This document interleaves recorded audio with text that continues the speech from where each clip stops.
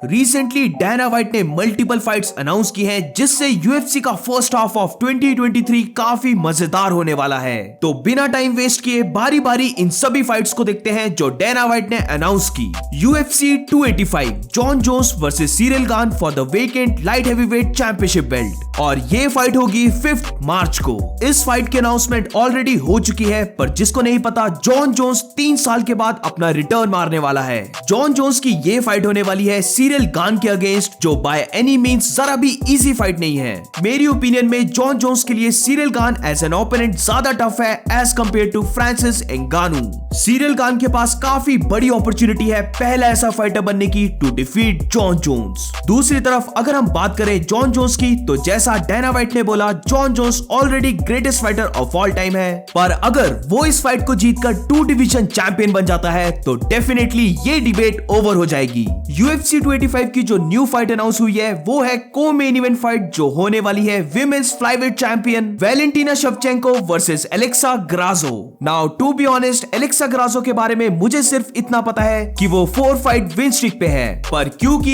ये को main event fight है तो I will study this fight. UFC 285 card की जो थर्ड फाइट है वो है वेल्टरवेट डिवीजन फाइट, जो होने वाली है जेफ नील वर्सेस अनडिफीटेड शाफकात राखमनोफ के बीच। इन दोनों की फाइट ऑलरेडी 15 जनवरी को हो जानी चाहिए थी, but due to some minor injuries Jeff Neal को इस फाइट से पुल आउट करना पड़ा। पर अब जाके इन दोनों फाइटर्स की फाइट बुक हुई है यूएफसी 285 के कार्ड में। अब ये एक्स्ट्रा टाइम डेफिनेटली हेल्प करने वाला है जेफ नील को, क्योंकि शाफकात राखमनोफ का मैचअप उसके लिए काफी डेंजरस मैचअप है। इस फाइट में अगर शाफकात ने अपनी नॉर्मल गेम खेली तो he will definitely win. UFC 285 card में जो एक और फाइट ऐड हुई है वो है Bo Nickal versus Jamie Pickett, 3 times division 1 NCWA champion, 120 wins and only 3 loss वाला wrestler turned fighter Bo Nickal UFC में सिर्फ 2 विंस एंड ओवरऑल 3-0 का रिकॉर्ड के साथ ही इस मेन कार्ड में एंटर हो गया है। यूएफसी क्लियरली बो निकल को पुश कर रही है ताकि वो जल्दी से रैंकिंग्स को क्लाइम कर ले। बो निकल यूएफसी का एक ग्रोइंग स्टार है जिसकी फाइट जेमी पिकेट के साथ होने वाली है, जो टू बी ऑनेस्ट इजीली बो निकल को जीतनी चाहिए। यूएफसी 285 की एक और फाइट जो बुक हुई है वो है Dan Hooker versus Jalin Turner. Dan Hooker इस फाइट के लिए काफी एक्साइटेड है, पर Jalin Turner is a tough fight. Jalin Turner अभी 5 फाइट विन स्ट्रीक पर है और इन सभी फाइट्स को वो नॉकआउट या फिर सबमिशन से जीता है, तो डेफिनेटली ये काफी टफ फाइट है डैन हुकर के लिए,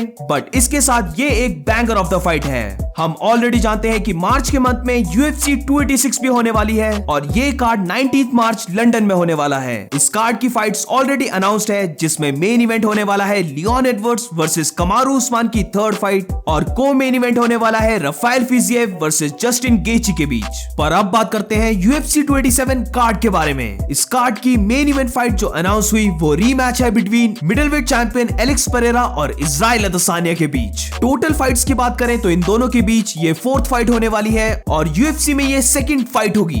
एलेक्स पेरेरा पिछली तीनों फाइट जीता है, जिसमें back to back Alex Pereira ने इजराइल अदेसानिया को नॉकआउट किया था।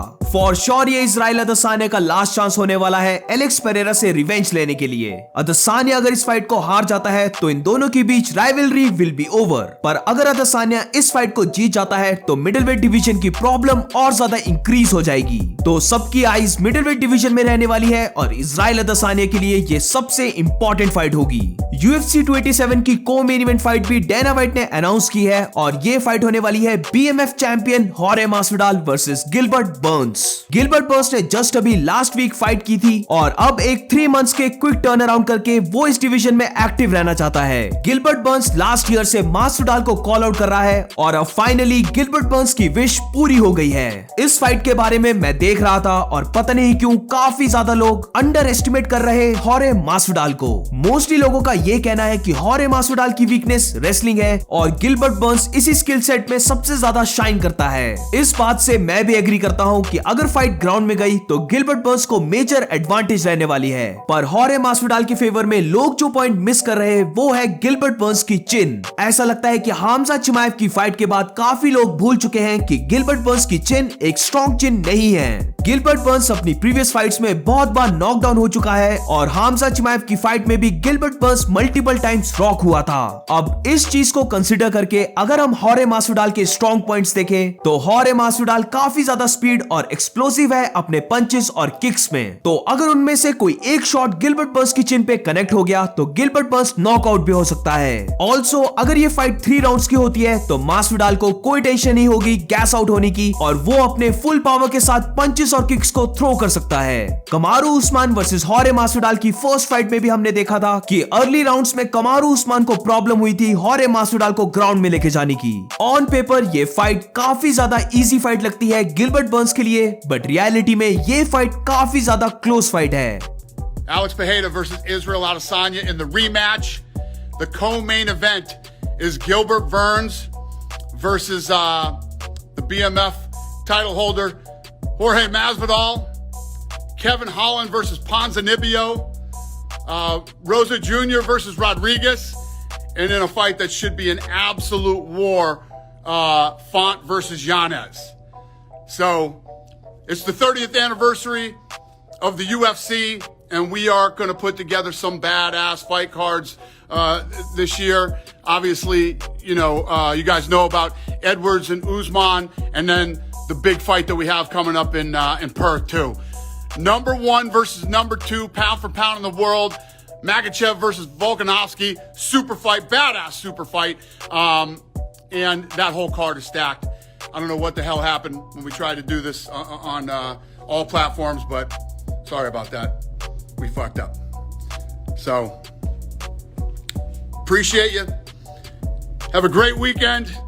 And I gotta tell you this again. If you guys have never seen a fight in London, grab your tickets for that card, because I'm telling you, March 18th in London, it is such an incredible, unique experience to watch a fight there. Check it out. So that's it for today guys. अगर आपको video अच्छी लगी हो तो please make sure to like and subscribe. मिलते हैं next video में।